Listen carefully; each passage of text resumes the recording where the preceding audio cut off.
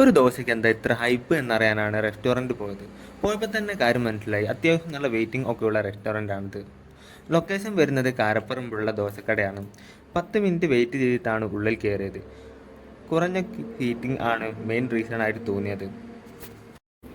ഇവിടെ ദോശേൻ്റെ എല്ലാ വെറൈറ്റിയും കിട്ടുന്നതാണ്.